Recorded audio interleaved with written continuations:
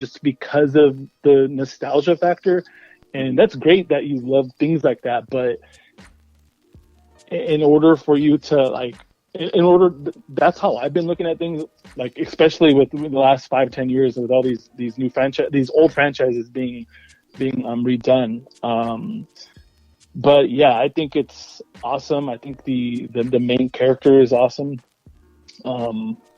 It feels very real. I fucking love it. Can't say anything bad about it. What about you, Wes? Yeah, I mean, this is by far, and we're going to get into rankings for sure. I think it's warranted tonight. But yes, I think this is a great companion piece to the first one. I'm not going to say that it's better than the first one, because without the first one, how would this have been able to be made? You know, without Stan Winston's actual, like his, how do you say, art direction for the actual Predator, or McTiernan's like vision for that first movie. Because if you guys are familiar with how that movie was made, it had tons and tons of trouble. All over the place. You know, the Jean-Claude Van Damme before his Bloodsport fame was, you know, the Predator before it looked cool. And was that shitty ass suit. He was fired for being a troublemaker. Look into it if you don't know what I'm talking about. But the first Predator, the fact that it's as good as it is, it's a masterclass in tension. It touches on all of these crazy things, especially like like our corrupt government sending these mercs over to do this assignment when it's really, you know, they're there to do something else in South America, let alone being attacked by a fucking insane alien, you know. One of the more iconic action films of the 80s, you know, you got all these big fucking buff dudes and yes. and their muscles accentuated for long periods of time. And what the takeaway from that film is, it doesn't matter the level of machismo you have if you're Arnold or not. There's always going to be somebody, you know, that's higher on the food chain. And that's a scary thing. And so when you go back to Prey, I feel like in a lot of ways it plays with those same kind of elements, and it is very much a horror film. And but this time, Naru, that's right, she's being invaded by not only these French dudes, these frontiersmen, but then the Predator itself. You know, they have a lot of things in common. I love the fact that they have the Native Americans, and there's the Predator on one side, and then, like you said, the pelters or the poachers, whatever they are, on the other side. So, and they're kind of caught in the middle between the two, and just having to kind of her and her brother having to navigate both at the same time was pretty spectacular as well. And seeing like the devastation that they caused with I think it was buffalo, or I'm not sure if it was buffalo that was killed and, you know, skinned and everything. But I know they were some type of like bison. Yeah, it was buffalo or one of the two. But yeah, some indigenous animal to that region. It's messed up because they you're not sure whether the Predator did it because it's so many, but then you figure out that it was these French dudes, that they just killed all those animals and left the carcasses to rot. Whereas the Comanche, they do hunt and they do kill animals, but it's for survival, and nothing, right. Nothing goes unused. So that scene is very, very important. It's crucial to the story, because it shows you, like, just like the predator who's just hunting for sport and to try to see, like, if he can, you know, outfight whoever is the big dog down here on Earth. Right. They are just taking what they need and discarding everything and leaving these animals to rot. So it's sad, but necessary, you know. I thought it was really cool for them to kind of show the gradual, the way it kind of gradually goes from a rattlesnake to a wolf, and then to a bear, and then to Naru, or to the tribesmen. So I thought that was really cool of them to kind of build. You're seeing his the kind of the predator's approach as well. Like, okay, this thing kills this thing, so I'm going to kill that because that's, you know, the predator of this domain. And then he goes further up the food chain to, you know, to the coyote or the bear, to the wolf, and then to the bear, which I thought was it was a cool way to kind of show his progression as well, as trying to find who he thought was the main, kind of the highest on the food chain, if you will. That's the thing that's very important to point out, is that the predator's disadvantage is that he has just gotten to this new land and he doesn't know much about it. You know what I'm saying? And so he's just now discovering all of this and learning and trying to adapt as fast as he can. Now Naru has been there for a long time. She knows her and her tribe know the area. They know how things work. They know the elements, and that's her advantage. And so what's very, very interesting about this film is that the predator could have taken her out very early on, but he doesn't, because he doesn't view her as a threat. Mm-hmm. And that's his downfall. You see what I'm saying? That right there is the most ingenious fucking writing.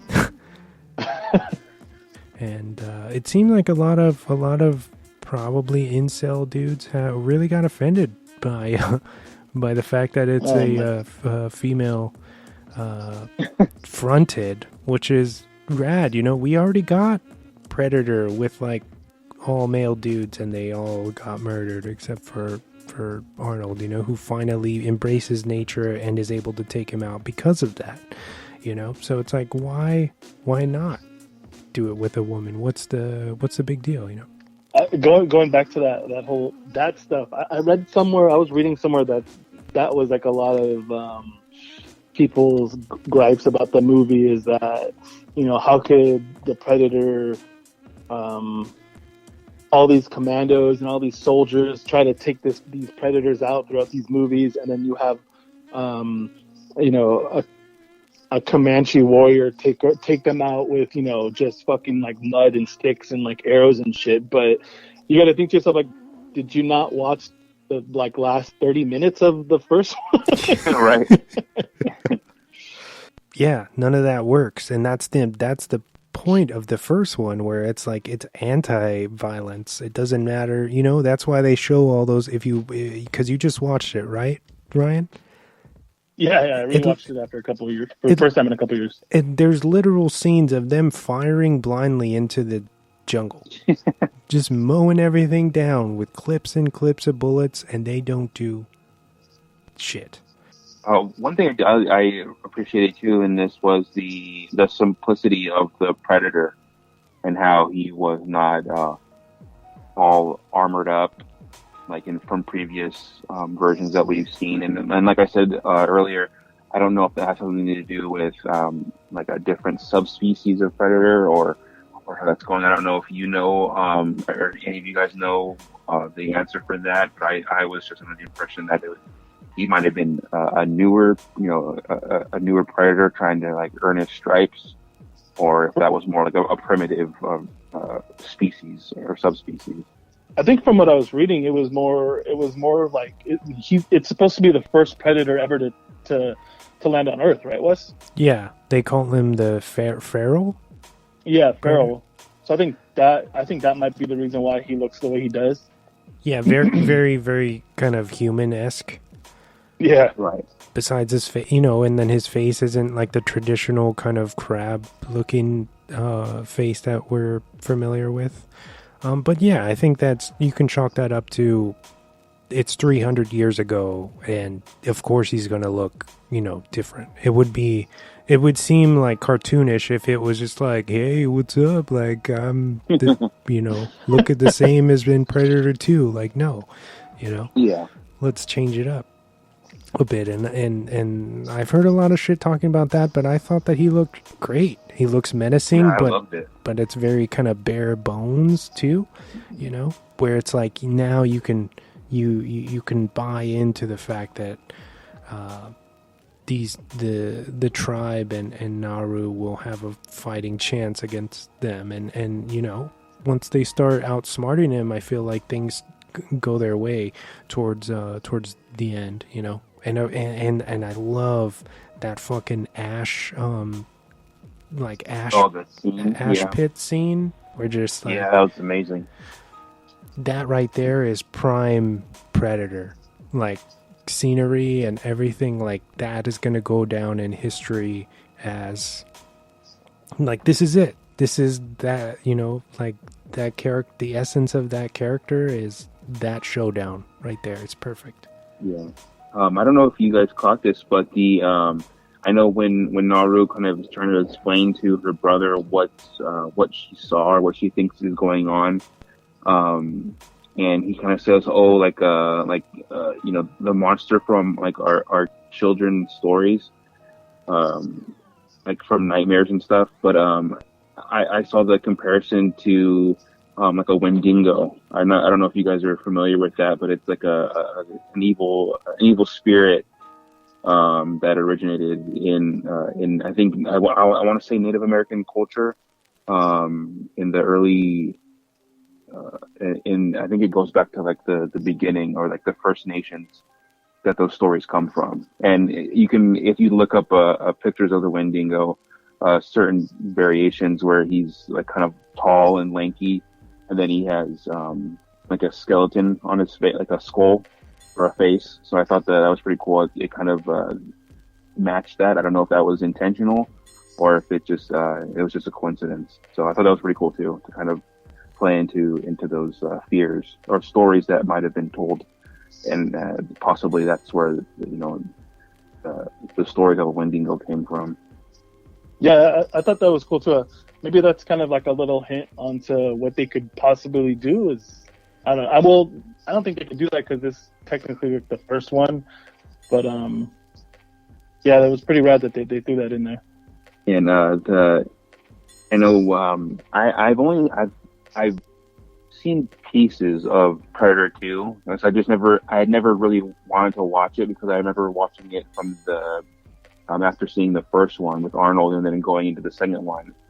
And right off the bat, I was like, oh, this seems kind of like way like less, doesn't seem as good as the first one from when I saw it. But I had seen a bunch of screen grabs from that one, and then also Prey. The gun that she's given from the Frenchman is also the same gun that what's his name, Danny Glover gets in Predator 2. Yeah. So at the end of part 2, Danny Glover's character kills the Predator, and then aboard this ship, and then a bunch of other Predators come out and basically are like, they honor the kill and they leave him alone, and they give him this like old fucking gun, and I think the name is Raphael Ardellini or something like that, right? Yeah. Something along those lines. And so to go back even further, that gun shows up in the comic books. There's a Dark Horse run of Predator comic books. I think it's like Predator 1712 or something, where has this adventure. A predator has an adventure with these pirates, and he's given he helps like a human, and he's given like